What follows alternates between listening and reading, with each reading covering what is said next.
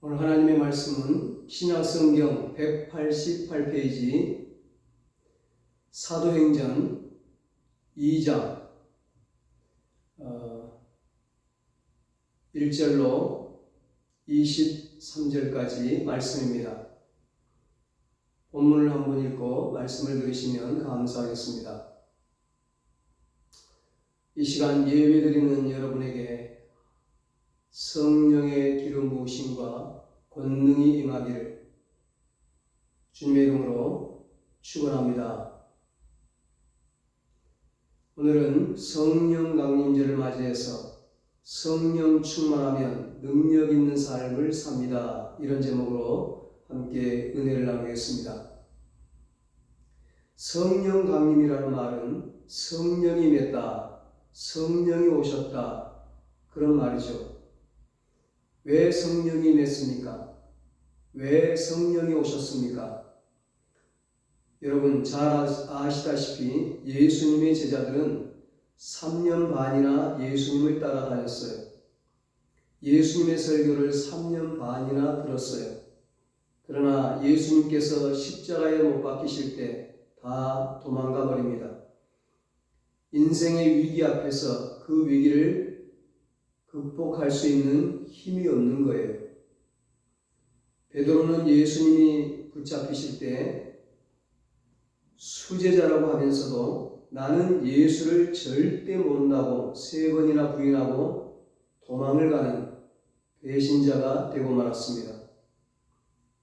제자들 중에 7명은 그 당시 천한 신분의 어부였고 학식이 뛰어난 사람이나 이름 있는 훌륭한 가문의 출신은 아무도 없었습니다. 세상적으로 볼 때 세상을 변화시킬 수 있는 인물들이 아니었어요. 예수님을 따라다니긴 했지만 그들은 아무것도 변화되지 않았습니다.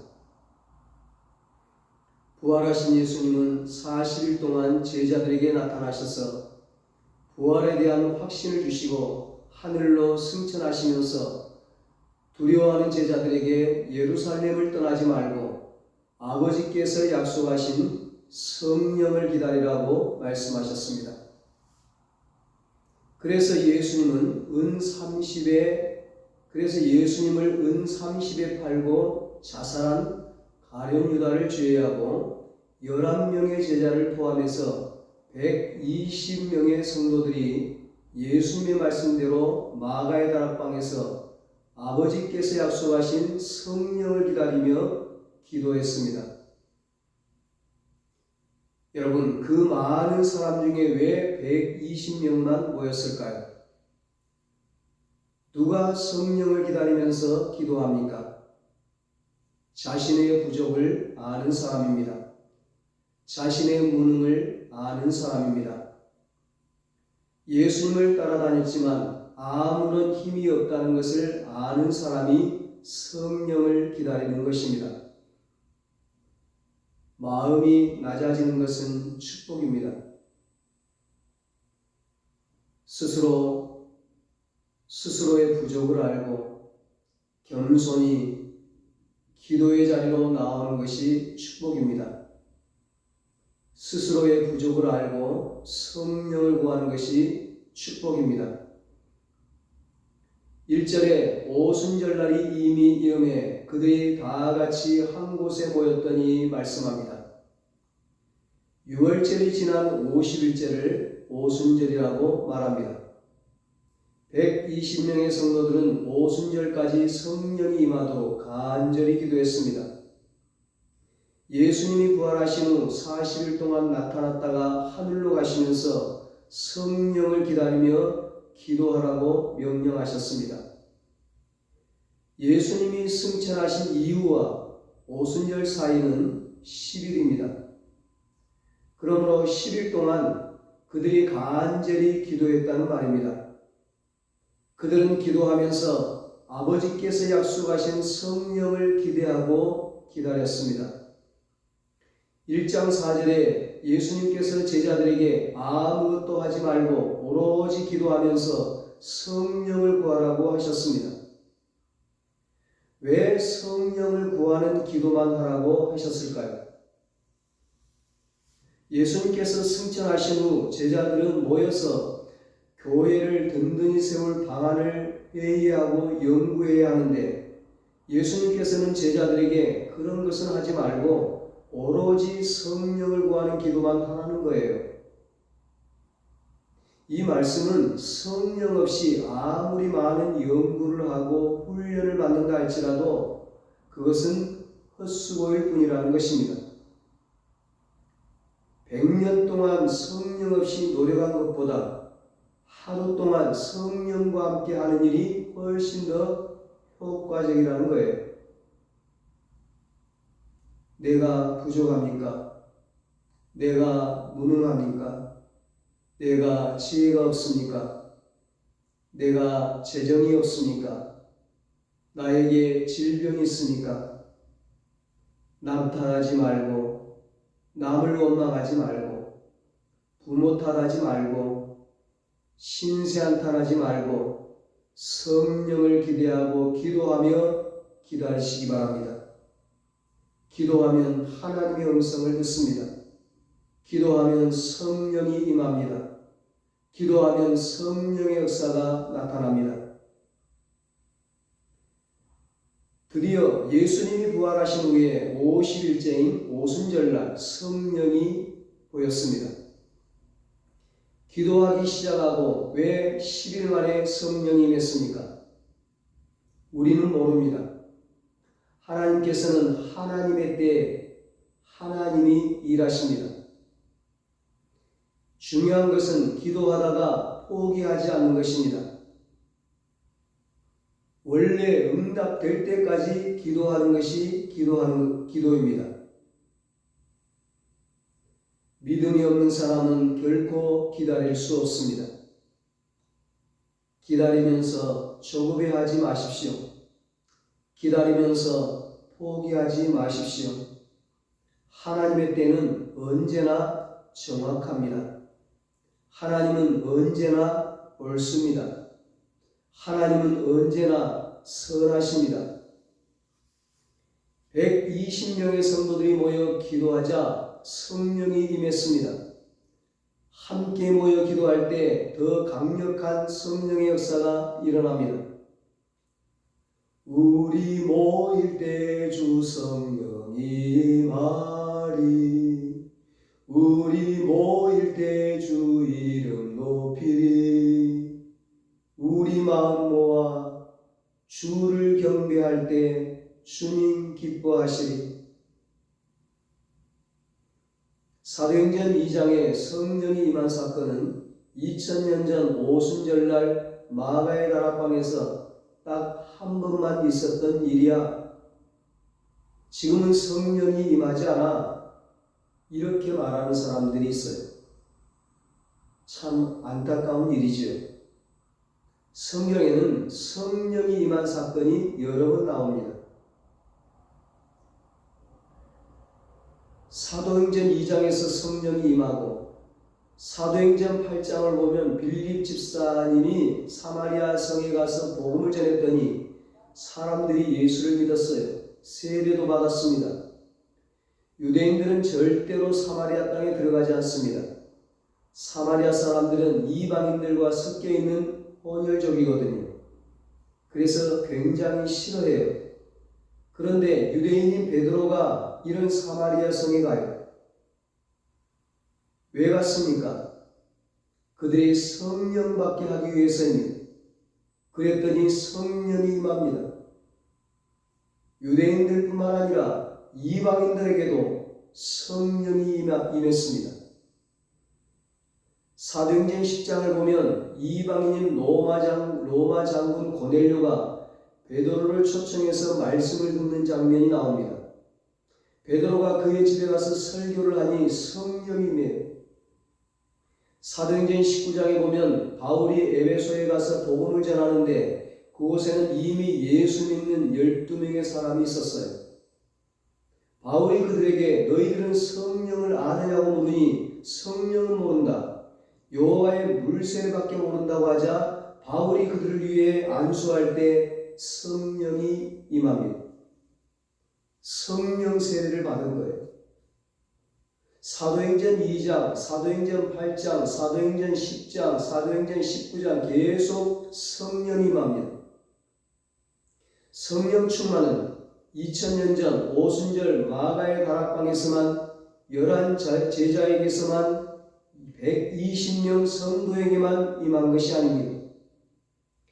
그 이후에도 계속 임했고 오늘 저와 여러분에게도 성령이 임하는 줄 믿습니다. 베드로 자신에게도 성령이 여러 번 임합니다.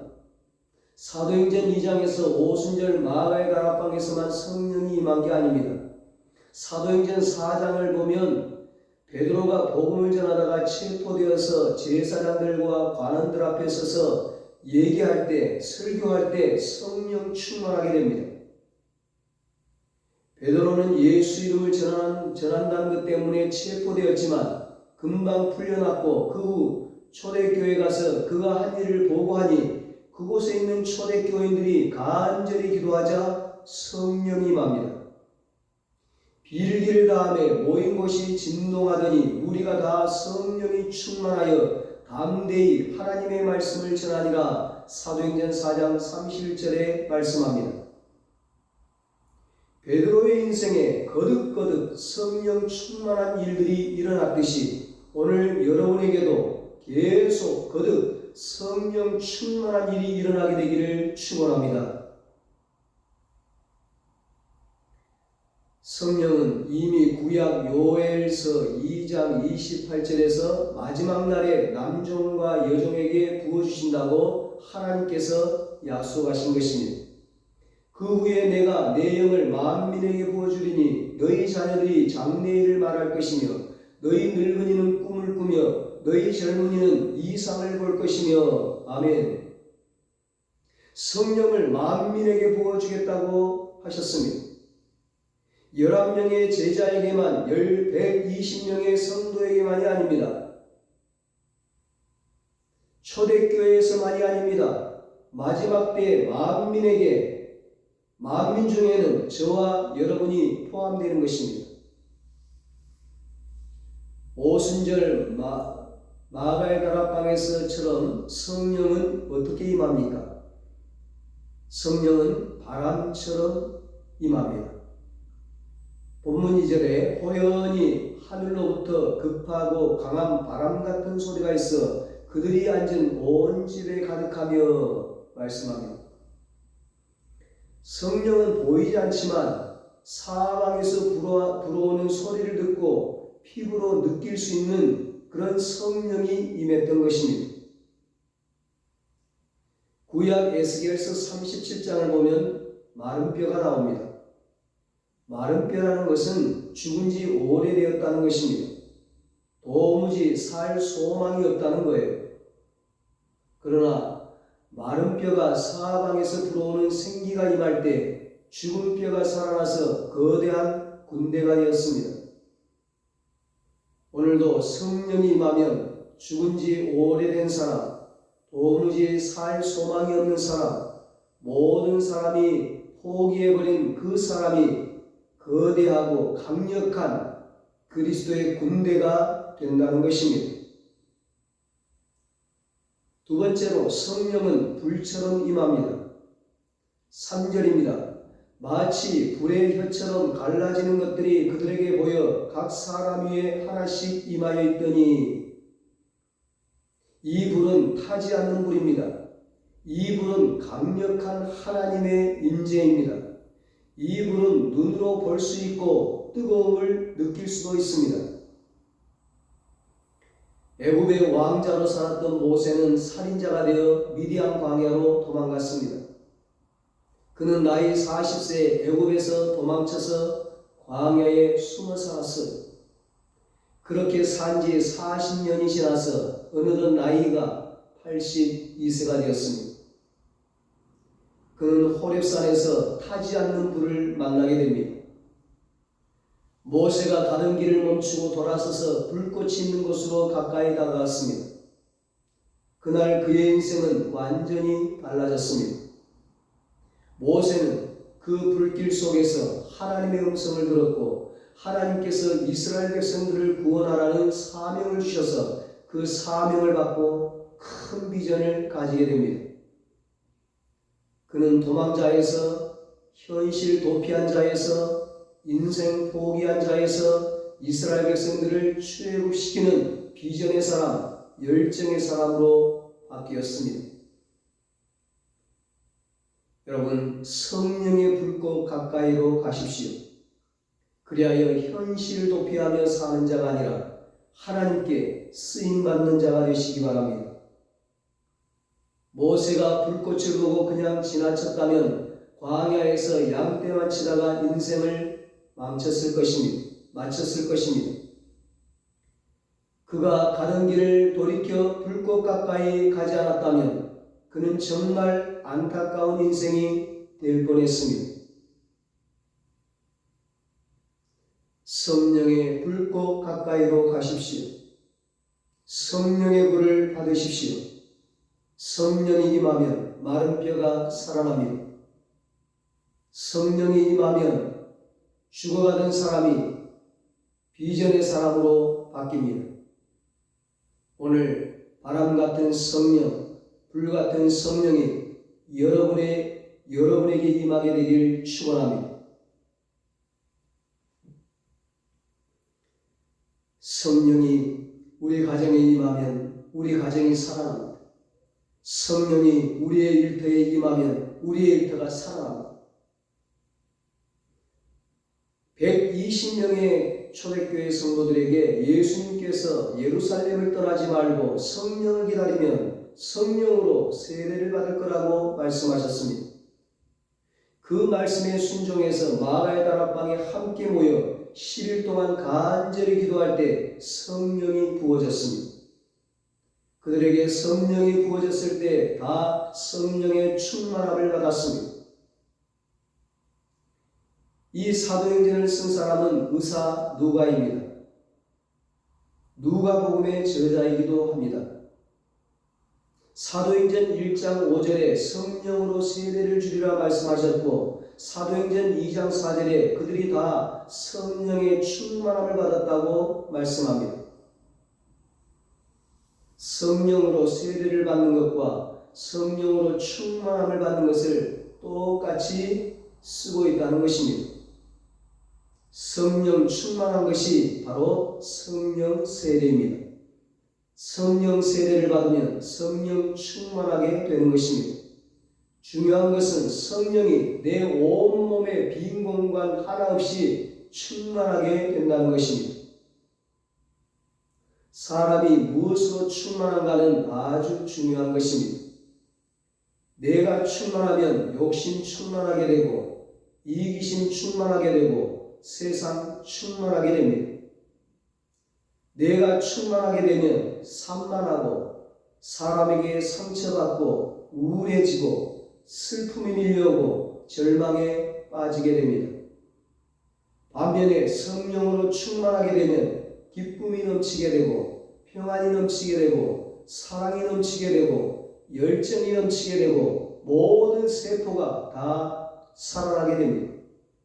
성령 충만하게 되면 말이 달라집니다. 성령이 말하게 하심을 따라 말을 하게 됩니다.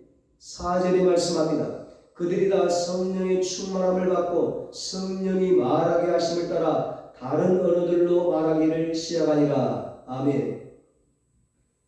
성령이 임하게 되면 그 사람을 지배하는 생각이 달라져서 말이 달라지는 거예요. 내가 나를 지배하면 불평이 가득해집니다. 모든 게 불만이에요. 내가 말을 지배하기 때문에 그런 거예요. 성령이 여러분을 지배하게 하시기 바랍니다. 인생은 내 입으로만 살면 성공해도 공허해, 성공해도 허무해. 성령이 임하면 성령 충만함과 동시에 능력이 나타나고 인생이 달라지는 거예요. 제자들은 예수님께서 십자가에 죽으신 날부터 혼돈과 어두움과 공허함에 휩싸였습니다. 물론 예수님께서 부활하셔서 제자들에게 나타나셨지만 그들은 현실을 이길 수 있는 아무런 능력이 없었어요. 그들은 여전히 불안하고 두려움으로 가득 차 있었습니다.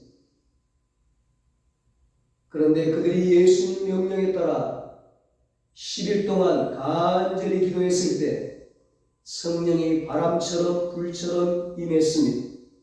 다 성령으로 충만해졌습니다. 그날 그들의 인생은 완전히 변화되었습니다. 그들은 더 이상 두려움에 사로잡혀 숨어 살지 않았습니다. 두려움의 문을 박차고 나와 예수를 전했습니다. 예수를 믿으면 구원받는다. 예수님이 살아나셨다. 삶의 문제 때문에 절망 속에 빠진 분이 계십니까? 오늘 성령이 임하게 되기를 바랍니다. 오래된 질병으로 고생하는 분이 있습니까? 오늘 그 질병이 치유되기 바랍니다. 예수님을 주인으로 모시고 하나님 말씀대로 살고 싶습니까? 그러나 그게 잘 안 됩니다. 그래서 좌절하고 낙심하고 계십니까? 그 위대한 사도 바울도 좌절하고 낙심에 사로잡힌 적이 여러 번 있었어요. 사도 바울은 로마서 1장, 2장, 3장에서 오직 의인은 믿음으로 살고 이제 예수를 믿고 이기는 인생을 살 것이라고 다짐합니다. 하지만 로마서 7장에서 나는 원하는데 안 돼. 나는 정말 선하게 살고 싶은데 자꾸 죄를 짓는 거예요. 이것을 어떻게 해결할지 몰라 탄식하게 됩니다. 로마서 7장 24절에 오라 나는 공부한 사람이로다. 이 사망의 몸에서 누가 나를 건져내랴. 이 물음에 대한 이 탄식에 대한 대답이 로마서 8장 2절이었습니다. 이제 그리스도 예수 안에 있는 생명의 성령의 법이 죄와 사망의 법에서 너를 해방하였으니라. 아멘. 성령이 우리로 하여금 죄를 이기게 해줍니다. 성령이 우리로 하여금 사망을 이기게 해줍니다. 성령이 우리로 하여금 좌절과 낙심을 이기게 해줍니다. 거룩하게 살고 싶은데 거룩하게 살 능력이 없습니까? 기쁘게 살고 싶은데 기쁘게 살 수 있는 능력이 없습니까? 세상이 주는 기쁨은 일시적인 것입니다. 그 화려한 꽃다발을 받고 잠깐 기뻤지만 꽃은 오래가지 않습니다. 세상에서 모든 사람들이 부러워하는 것들을 다 가졌다 할지라도 그 기쁨은 오래가지 않아요. 환경 때문에 오는 기쁨이 아니라 내 속에서부터 배에서 생수가 터져 나오는 듯한 기쁨이어야 한다는 것입니다. 나를 믿는 자는 그 배에서 생수의 강이 흘러나리라. 요한복음 7장 38절에 예수님께서 말씀하십니다. 내 속에 예수로 충만하고 성령으로 충만할 때 그 기쁨이 계속해서 샘솟듯이 솟아나는 거예요. 강물같이 기쁨이 흐르는 거예요. 강물같이 흐르는 기쁨 성령 강림함이라. 나는 기쁘게 살고 싶어요. 그러나 내게는 기쁘게 살 수 있는 능력이 없습니다. 나는 사랑하며 살고 싶어요. 그러나 사랑할 수 있는 능력이 없습니다. 용서해야 된다는 것을 알아요. 그러나 용서할 능력이 없습니다. 질병을 이기고 살고 싶어요. 그러나 질병을 이길 수 있는 능력이 없어요. 그래서 우리에게는 성령으로 충만함이 필요합니다. 성령 충만하게 되면 말씀대로 살 수 있는 능력이 생깁니다. 성령 충만하게 되면 모든 사람을 사랑하며 살아갈 수 있게 됩니다. 성령 충만하면 모든 어둠이 사라집니다. 모든 질병이 떠나갑니다. 귀신이 떠나가고 모든 저주가 떠나가고 하나님의 빛이 임합니다. 저와 여러분 모두 성령 충만함으로 이런 능력 있는 삶을 사시기를 예수님의 이름으로 축원합니다. 기도하겠습니다. 하나님 아버지, 오늘 성령 강림절에 우리에게 성령의 권능을 부어 주시옵소서. 성령 충만하게 하여 주시옵소서.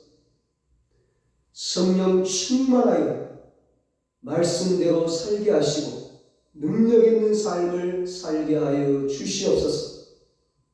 성령 충만함으로 기쁨 충만하게 하시고 건강 충만하게 하시고 사랑 충만하게 하시고 평안 충만하게 하시고 행복 충만하게 하시고 하나님의 빛으로 충만하게 하시고 이 땅에서도 천국의 삶을 살게 하여 주시옵소서.